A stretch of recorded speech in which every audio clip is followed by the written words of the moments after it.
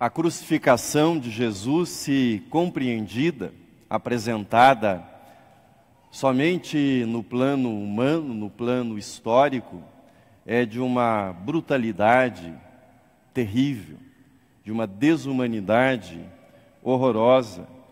Nesse plano humano, a crucificação de Jesus é um gesto de covardia, como aparece claramente no texto.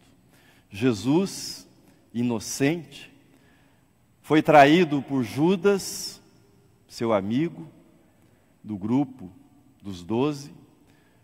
Foi também traído pelos outros 11 que o abandonaram, por Pedro, que o negou veementemente. Foi entregue a Pilatos por inveja dos líderes religiosos, os sacerdotes, conforme lemos nos evangelhos. Pilatos, como autoridade responsável para fazer justiça naquele momento, preferiu evitar confusão com os líderes de Israel, lavou as mãos e entregou Jesus para a multidão. E a multidão que havia aclamado Jesus na entrada triunfal de Jerusalém, havia mudado o seu humor e pediu a crucificação de Jesus e a libertação de Barrabás. Mas a Bíblia apresenta a crucificação de Jesus também num outro plano. Esse que acabo de descrever para vocês é o plano histórico, o plano humano. Mas a Bíblia apresenta a crucificação de Jesus no plano divino, no plano eterno. E nessa perspectiva, o Pai entregou o Filho. Nessa perspectiva, o Filho se entregou para ser crucificado e fez isso por nós, para a nossa salvação. Na Bíblia, o apóstolo Pedro, quando pregou o seu primeiro sermão no Pentecostes, ele uniu esses dois planos, ou seja, o plano histórico, o plano das ações humanas e o plano divino, o plano eterno, o plano espiritual. Veja como Pedro apresentou a crucificação de Jesus no Pentecostes, Atos 2, 23, o texto está na projeção. Disse Pedro, referindo-se a Jesus e a sua crucificação: sendo este entregue pelo determinado desígnio e presciência de Deus, vós o matastes, crucificando-o por mão de iníquos. Pedro uniu esses dois planos, ou seja, Jesus foi entregue pelo desígnio do Pai, segundo a presciência do Pai, mas aqueles que ouviam, ou seja, os sacerdotes, os líderes de Israel, eles haviam executado, eles haviam matado Cristo Jesus. A morte de Jesus pertence, portanto, tanto ao plano divino, quanto ao plano das ações históricas maldosas, malvadas, cruéis. Sob a perspectiva divina, ela é a autoentrega do Filho de Deus, do Filho eterno de Deus. Sob a perspectiva humana, ela é um assassinato cruel e covarde de uma pessoa inocente. Nós passamos este mês examinando o papel de Judas Iscariotes nessa história, na história da crucificação de Jesus. Entretanto, nessa última mensagem, eu quero apresentar-lhes a crucificação de Jesus. Judas pode, e é, por exemplo, um dos personagens centrais no romance de Amós Oz, portanto, ele pode adquirir esse protagonismo numa obra de ficção, mas nos evangelhos o centro é Cristo. Nos evangelhos o centro é a crucificação de Jesus. Nos evangelhos o centro é o Cristo abandonado, é o Cristo torturado, é o Cristo que derrama o seu sangue para a nossa redenção, para a nossa salvação. E é isso que eu gostaria de examinar com vocês nesta manhã. E gostaria de convidá-lo para observar alguns detalhes que nos são apresentados na cena da prisão, da crucificação, na cena do julgamento de Jesus. Quando nós olhamos esses detalhes, nós nos perguntamos o que é que eles significam. Nós nos perguntamos, realmente isso era necessário? Tamanha crueldade era necessária para o Filho de Deus, para a sua execução? Mas diante dos detalhes, nós esquecemos um pouco Judas e nos perguntamos, o que é que eu tenho a ver com isso? Não só os romanos, não só os sacerdotes, não só os escribas, não apenas Judas, mas o que é que eu tenho a ver com esta crucificação? Qual é a minha parte? Qual é a minha participação? O que é que ela tem a ver com a minha vida? Nessa perspectiva, quero convidá-lo para olhar para o texto que nós examinamos, que nós lemos e examinaremos nesse momento. E quando nós olhamos para esta cena, que foi descrita detalhadamente pelo evangelista Mateus, aparece a relação, a ligação inseparável entre a cruz e a maldade humana, entre a cruz e a maldade dos seres humanos. Nós vimos de um modo quase que com lente de aumento, nesse mês, a maldade de Judas, a sua tentação, a ação diabólica na vida de Judas, o papel da cobiça na vida de Judas. Mas vamos deixar Judas desaparecer nas sombras da noite da traição e vamos iluminar a cruz para entender não só o que há de pior nos seres humanos, mas para observar o que é o ser humano, para observar o coração humano, a natureza humana, o que é o ser humano afastado de Deus. O que é que nós, seres humanos, e aqui nós nos incluímos na cena, somos capazes quando nos afastamos de Deus e dos seus propósitos. Quando o assunto é maldade humana, o que é que um ser humano pode fazer de atrocidade, de maldade? Há um texto clássico, um texto que é obrigatório, escrito por uma judia norte-americana, filósofa, chamada Hannah Arendt.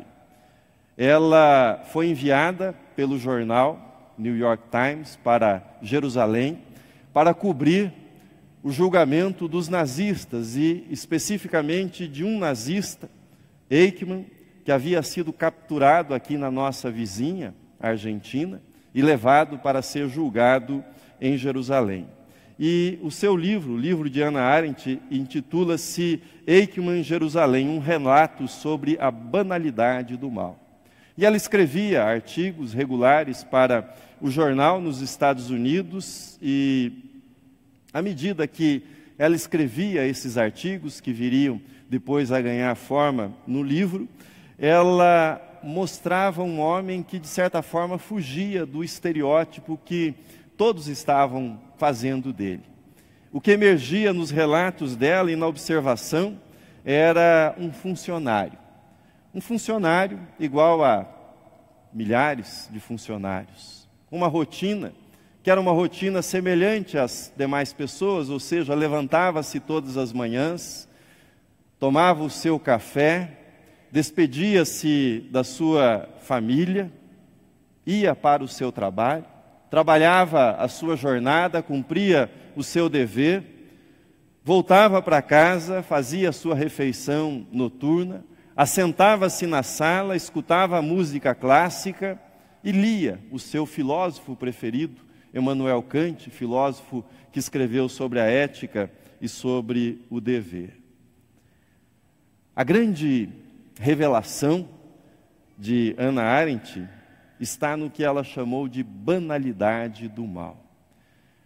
O personagem que havia executado milhares e milhares de judeus num campo de concentração não era um monstro, um homem fora de si, um homem agressivo, mas era um funcionário metódico, aparentemente muito equilibrado, ou seja, alguém muito semelhante a nós.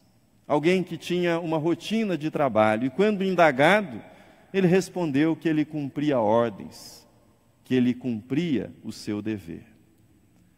A conclusão é que o ser humano pode lidar com o mal de uma maneira banal. Nós podemos nos familiarizar com o mal, nós podemos incorporá-lo no nosso cotidiano, nós podemos assumi-lo com naturalidade, nós podemos justificá-lo com a nossa racionalidade. Era isso que ela via na vida daquele homem, não um tipo de ser humano anormal, bárbaro, mas alguém como nós, um homem que dizia cumprir o seu dever, gente comum como eu e você. Na cruz, a maldade humana ela é exposta, sem retoques, sem nenhum disfarce. Ela é exposta na atitude de Judas, que examinamos nesse mês, dos discípulos, dos sacerdotes, de Pilatos, da multidão, daqueles que estão pregados ao lado de Jesus na cruz. Mas um dos retratos mais sombrios dessa maldade, dessa crueldade que habita os seres humanos, aparece nas ações dos soldados. Pense comigo o seguinte: os sacerdotes fizeram o que fizeram, movidos por inveja. E você há de concordar comigo que a inveja é uma força poderosa quando se trata de operar em favor do mal. Os sacerdotes e escribas estavam corroídos pela inveja. Pilatos, por sua vez, fez aquilo que os governantes fazem, livrou-se do problema. Ele não queria que o tumulto aumentasse, que a confusão aumentasse, o seu raciocínio foi pragmático. E os soldados? Qual era a obrigação dos soldados? Eles deveriam, segundo a ordem de Pilatos, açoitar Jesus, deveriam fazer a condução de Jesus até o Calvário e deveriam crucificar Jesus. Procurei agrupar as obrigações dos soldados. Você pode ver na projeção as ações de tortura física que eles estavam obrigados por dever. Eram os açoites, o carregamento da cruz, ou seja, obrigar Jesus a carregar a cruz, e por fim a crucificação. Mas quando nós lemos o texto, nós vemos que eles fizeram mais do que era ordenado a eles. O que é que aparece? Outras ações de tortura física que estão listadas aí. E à frente você vê que foram ações feitas voluntariamente, não impostas pela lei que eles deveriam observar como soldados romanos. Eles espancaram Jesus com tapas e socos, bateram em Jesus com um caniço, confeccionaram uma coroa de espinhos e feriram, portanto, Jesus ao colocarem essa coroa e perfuraram Jesus com uma lança depois de já crucificado.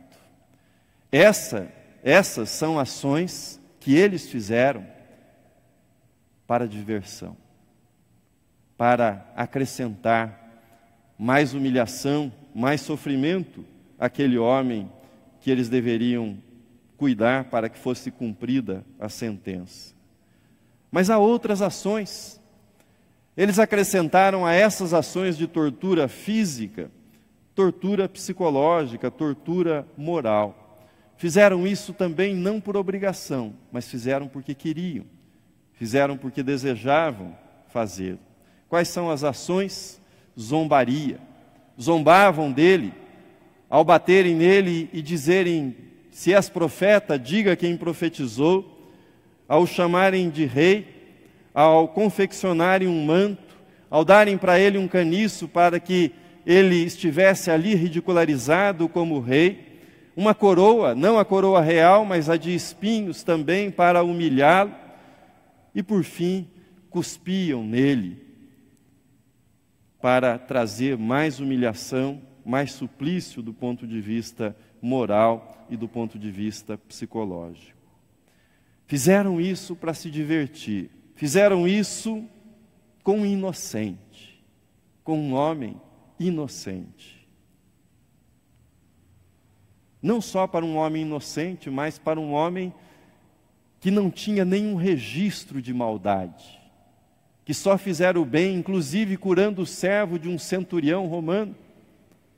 Fizera o bem para aqueles que eram do grupo dos soldados. Portanto, irmãos, a cruz mostra que nós, seres humanos, não precisamos de uma razão para fazer o mal. Nós, humanos, fazemos o mal, praticamos o mal porque carregamos um impulso interior para fazê-lo. Mas mais do que isso, seres humanos experimentam satisfação quando fazem o mal, uma satisfação mórbida ao fazerem o mal. Foi isso que os soldados experimentaram naquela sessão de tortura. Confesso-lhes que há certa comodidade em falar da maldade humana, no sentido genérico, em falar da maldade humana com distanciamento geográfico ou histórico, ou seja, Eichmann, na Alemanha, em Jerusalém, ou os soldados romanos há mais de 2000 anos atrás, mas quando nós deixamos Jerusalém, a cena, o Calvário, a crucificação, e aterrissamos no nosso tempo, nesse dia, no dia 29 de abril de 2018, será que nós somos diferentes dos soldados? Será que nós somos tão diferentes de Judas, tão diferentes dos outros apóstolos que abandonaram Jesus? Será que nós nos livramos do pecado? Será que, diferentemente dos soldados romanos, nós nunca sentimos um prazerzinho quando nós somos injustos?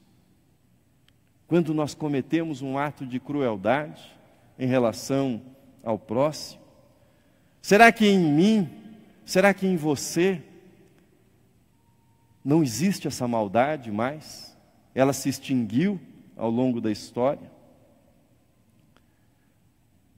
Você já não se surpreendeu em fazer alguma coisa e perguntar-se: o que é que deu em mim?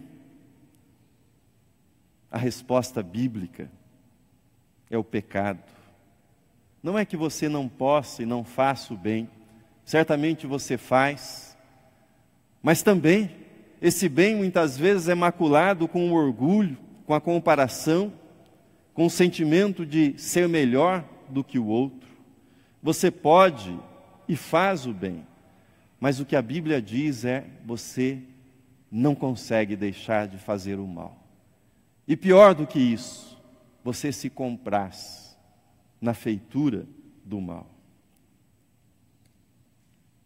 John Stott, que está sendo estudado na classe de escola dominical, ao lado de outro autor inglês, John Stott faz uma observação importante sobre o significado da cruz, e eu gostaria que você lesse na tela o que vai ser projetado. Ele diz: antes que possamos começar a ver a cruz como algo feito para nós, ou seja, algo que vai nos levar à adoração, à fé, à salvação, temos de vê-la como algo feito por nós, ou seja, por conta da nossa maldade. Isso deve nos levar ao arrependimento. Com isso, nós podemos olhar para o amor divino manifestado na cruz. Um lado é a maldade, mas o outro é o amor divino. E eu gostaria que você observasse algumas coisas, uma reflexão muito simples. Vocês se lembram que no Evangelho, Jesus curou um homem que tinha uma das mãos ressequidas, uma mão mirrada. Eu fico imaginando quando os soldados apanharam a coroa de espinhos e começaram a apanharam os espinhos e começaram a confeccionar a coroa.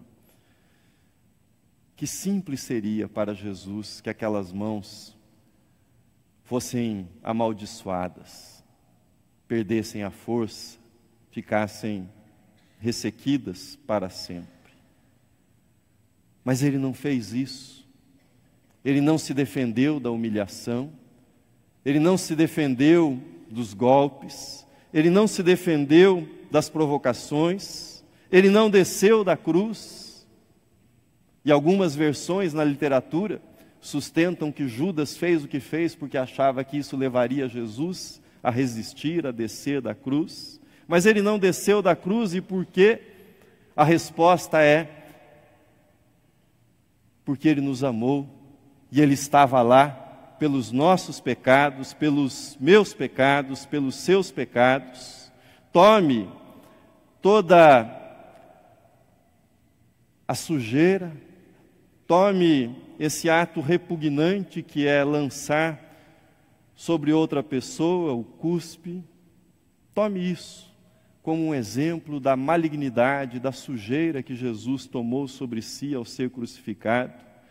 Tome os espinhos como as consequências do pecado. Afinal de contas, se você já foi ferido por um espinho, vocês sabem como eles machucam, e há alguns que são difíceis de serem removidos. Tome os espinhos e a coroa como uma representação muito real das consequências do pecado, dos pecados que machucam a sua vida, dos pecados que machucam a vida de outras pessoas. Foi isso que Pedro, aquele que negou a Jesus, refletiu, e anos depois, inspirado pelo Espírito Santo, ele olhou para a cruz e viu na crucificação de Jesus toda essa obra redentora. Veja comigo o texto na projeção. Porquanto para isto mesmo fostes chamados, pois que também Cristo sofreu em vosso lugar, deixando-vos exemplo para seguirdes os seus passos, o qual não cometeu pecado. Nem dolo algum se achou em sua boca, pois ele, quando ultrajado, não revidava com ultraje, quando maltratado, não fazia ameaças, mas entregava-se àquele que julga retamente, carregando ele mesmo em seu corpo, sobre o madeiro, os nossos pecados, para que nós, mortos para os pecados, vivamos para a justiça. Por suas chagas fostes sarados. Cada golpe, cada chaga, cada ferida que os soldados abriram em Jesus, pelos açoites, pelos socos, pelos pregos, foi para a nossa salvação. Por isso a cruz não é só o lugar onde a maldade é exposta, é o lugar onde a cura se realiza, onde o milagre da transformação se dá. Isso se efetua na cruz de Jesus. Por isso, a cruz é um lugar de decisão. Nela nós temos o diagnóstico, o raio-x da nossa alma, mas nela nós temos a terapia, o remédio, a cura para a nossa vida. Isso me leva ao terceiro e último ponto: a cruz e você. A cruz e a minha vida, a sua vida. A cruz é lugar de entrega, a cruz é lugar de transformação. Ela não existe somente para mostrar quem nós somos, mas com a graça de Deus, quem deseja que nós nos tornemos, o que Deus deseja que nós nos tornemos pela graça e pelo perdão dEle. Mas para isso é preciso que você veja a cruz não como um fato histórico do passado, mas como uma presença espiritual, e que você faça uma entrega diante da cruz. Mas entregar o quê? Entregar o seu orgulho, a sua vaidade, por exemplo, o orgulho de achar que você leva uma vida correta e que isso é suficiente para a sua salvação. O orgulho que diz: eu sou bom. A cruz diz: eu não sou bom, eu preciso de perdão. A vergonha, orgulho e vergonha são irmãos gêmeos. De um lado, o orgulho faz com que você vá ao chão, e a vergonha o impede de levantar-se, dizendo: você é isso mesmo, você só erra, você não acerta. A cruz diz: você pode ficar em pé, não porque você seja bom, mas você pode ficar em pé porque você foi perdoado por Jesus Cristo, porque Ele sofreu no seu lugar, porque Ele pagou o preço pelos seus pecados. Para a cruz nós devemos levar a nossa lista. Que lista? A lista de pessoas que magoaram você ao longo da sua vida e que você guarda num lugar no seu coração, ou a lista de pessoas que foram magoadas por você. Talvez você diga, mas essas pessoas que me magoaram, vejam o que elas fizeram, vejam o que elas me fizeram, o mal que elas me causaram. Olhe para a cruz e veja o que nós fizemos com Jesus. Leve para a cruz os seus pecados, passados, presentes. Leve os seus pecados e deixe-os lá. Se você se sente aprisionado, a cruz é lugar de libertação. Se você se sente derrotado, a cruz é lugar de vitória, de perdão, de transformação. Termino lembrando o que escreveu o conde Nicolau Zinzendorf sobre a cruz. Ele escreveu: no madeiro da cruz, o mundo foi salvo de uma só vez, e qualquer que esteja perdido, perde-se a si mesmo por não aceitar o Salvador. Deus veio ao mundo em Jesus e assumiu a cruz por mim e por você. Portanto, vá até a cruz, tome a sua decisão, confie a sua vida para Jesus e receba dele o perdão e receba a nova vida que vem da cruz. Amém.